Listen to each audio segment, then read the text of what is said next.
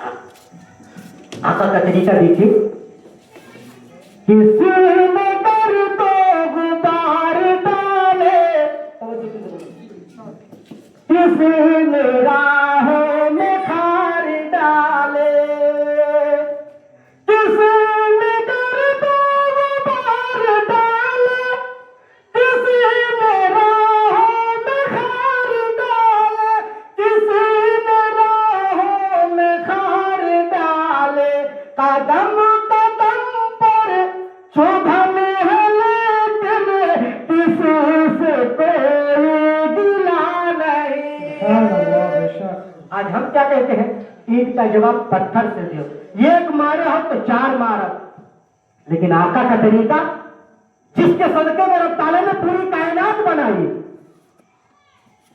किसी ने कर दो गुबार डाले, किसी ने राहों में खार डाले, किसी ने कर दो गुबार डाले, किसी ने राहों में खार डाले, किसी ने राहों में खार डाले।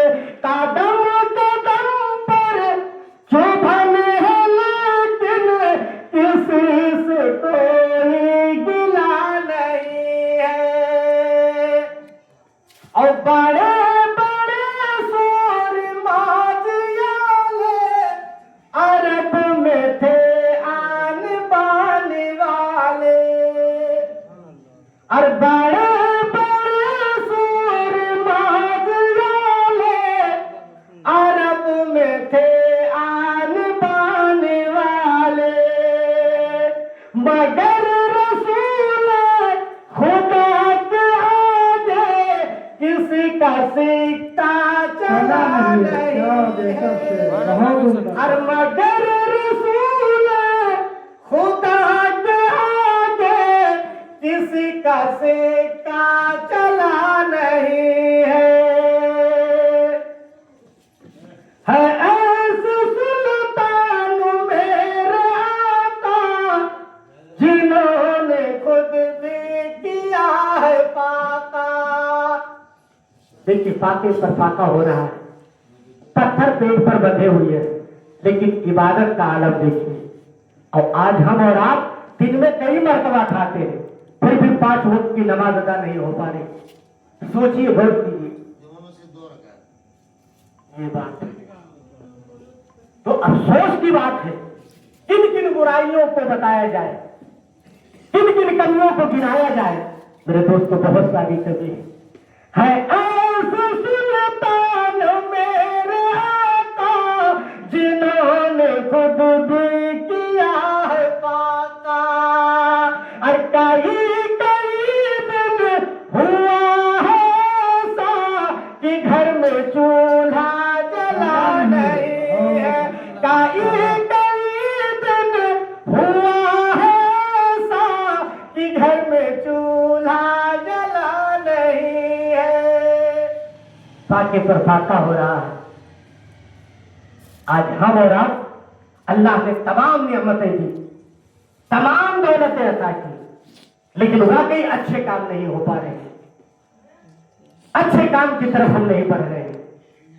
सोचिए, सच्चा इश्क होना चाहिए। वाकई अगर इश्क आ जाए और खुदा का खौफ आ जाए तो हर काम तुम्हारे लिए आसान हो जाएगा। कोई भी काम हो, आप रास्ते पे जा रहे हैं गाड़ी लेकर, अगर चेकिंग लगी हुई है, हर आदमी रुक जाता है, देर जाता नहीं, अभी जाएंगे तो काम तमाम हो जाएगा। देर है ना, देर से रुक गया। तो अगर खुदा का खौफ आ जाए तो हर बुराई से आदमी भी रुक जाएगा, लेकिन खौफ नहीं है इसलिए मनमानी कर रहा है। इसलिए मेरे दोस्तों, सोचिए, यहाँ हमेशा नहीं रहना, यहाँ से जाना है। लोग जाएंगे और मिट्टी देके चले आएंगे, कुछ नहीं है। तुम्हारे बच्चे जो हैं, तुम्हारी औलाद, वो तुम्हारी जायदाद के लिए लड़ेंगे, जगह जमीन के लिए लड़ेंगे, तुम्हें सब भूल जाएंगे। अब तुम्हें हिसाब देना है, तो क्यों अपनी आखिरत को खराब कर रहे हो? अपनी कब्र को बेहतर बनाओ। पुलसराज से गुजरना पड़ेगा, कैसे गुजरेंगे? तो वाकई आज सोचिए, क्योंकि अकलमंद होशियार आदमी उसको कहा गया है जो मरने से पहले उसकी तैयारी कर ले। तो हम और आप ये अहद ले यहां से उठने से पहले कि वाकई हम और आप गफलत की जिंदगी गुजार रहे थे, अब सही रास्ते पर लगाएंगे, सुन्नत के मुताबिक जिंदगी गुजारेंगे, प्यारे आका का तरीका अपनाएंगे। तो देखिए प्यारे आका के लिए पूरी कायनात को रब ताला ने सजाया, लेकिन आका की जिंदगी कैसे गुजरी है। मतास पहुंचे हलामतों पर, हुई है मेराज आसमां पर। मतास पहुंचे हलामतों पर, हुई है मेराज आसमां पर, हुई है मेराज आसमां पर। खुदा से मिलकर वहां से जहां पे कोई गया नहीं है, खुदा से मिलकर वहां से आए जहां पे कोई गया नहीं है। और बहुत ही प्यारा शेर जो मैं पढ़ना चाहता हूं, कि तवज्जो की जरूरत देखिए।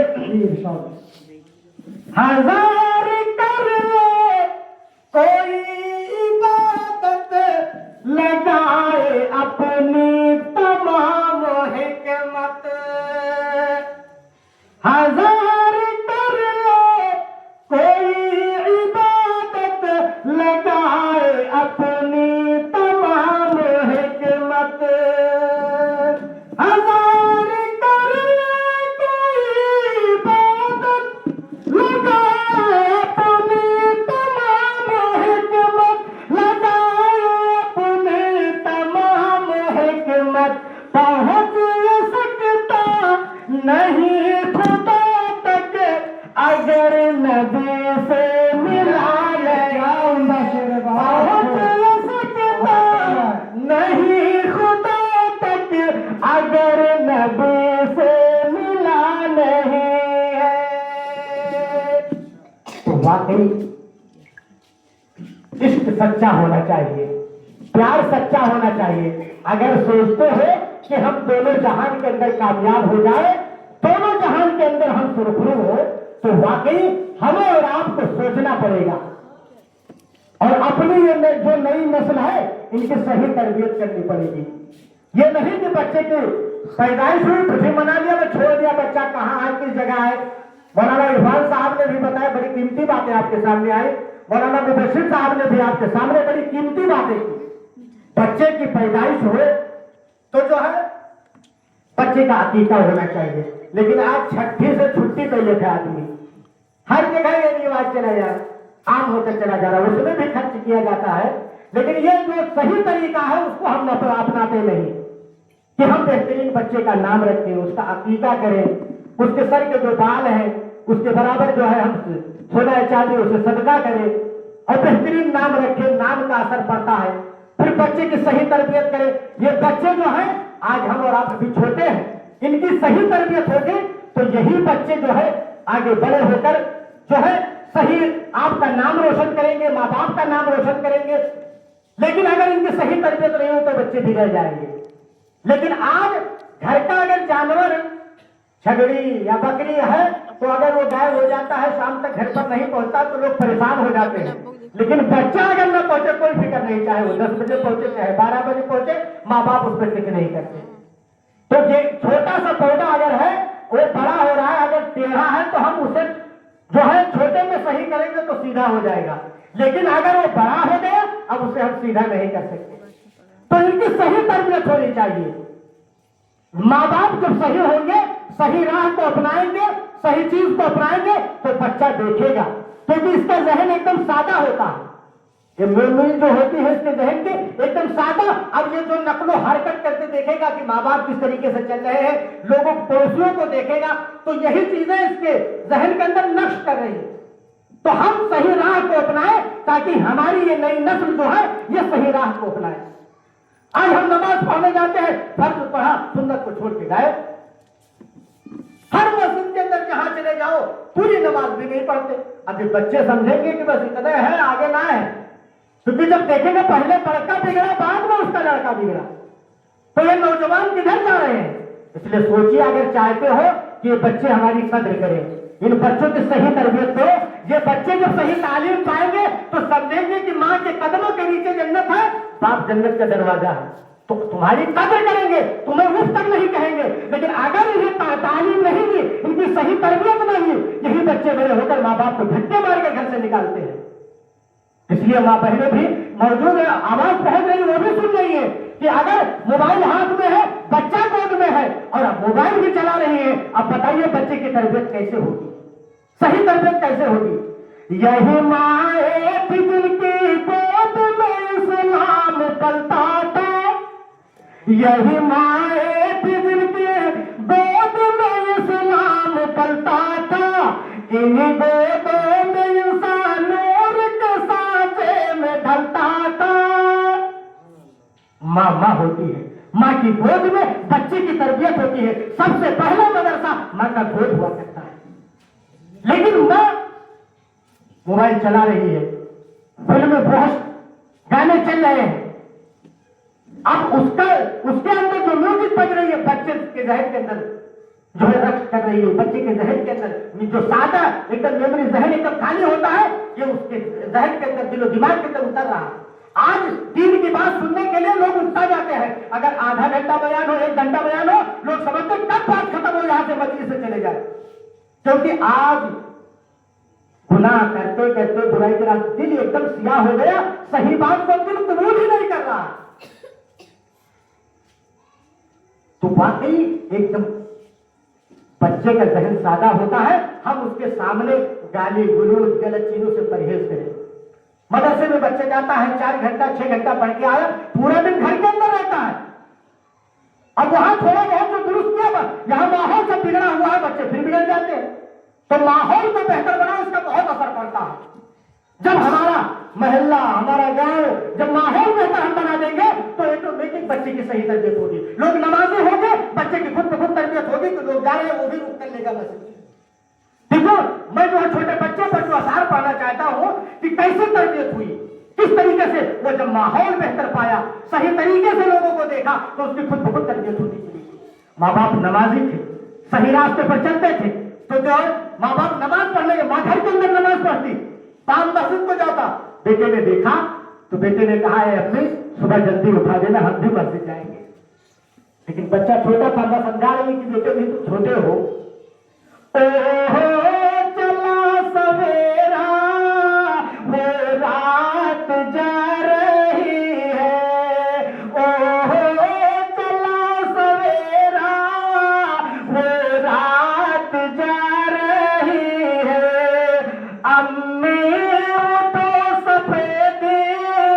हर सिमत छा रही है, आपों के साथ मस्जिद जाऊंगा आज मैं भी, हो मेरी प्यारी अम्मी। कौन कह रहा है? एक छोटा बच्चा कह रहा है माँ से कि अब्बू के साथ हमें मस्जिद जाना है। लेकिन अब अब्बू मस्जिद खुद नहीं जा रहे तो बेटा कैसे कहेगा? तो जब माहौल बेहतर होता है, इसका यह असर होता है कि बच्चा भी छोटा है लेकिन माँ से इजहार कर रहा है कि अम्मी जान अब तो रोजाना जा रहे मस्जिद को, हमें भी तैयार कर दो, हम भी मस्जिद जाएंगे। माँ ने कहा ठंडक का मौसम था, माँ ने समझाया कि है मेरे लखते जिगर, अभी तुम छोटे हो, वजू मस्जिद जाने से पहले, नमाज पढ़ने से पहले वजू बनाना पड़ता है और पानी बहुत ठंड है, तुम बीमार पड़ जाओगे। तो बेटा इशारा करके कहता है चूल्हे पे देगची में पानी जरा चढ़ा दो, और चूल्हे पे देगची में पानी जरा चढ़ा दो, दांतों को साफ कर लो, मिसवाक भी उठा दो। वो समझता था कि मिसवाक भी सुन्नत है, आज हम और आप इसे छोड़ चुके हैं।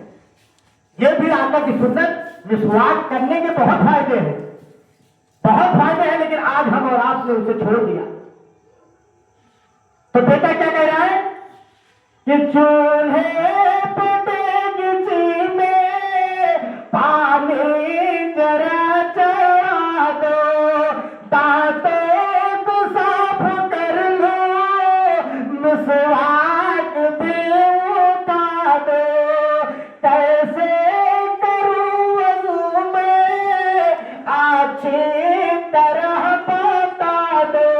हो मेरी प्यारी अम्मी।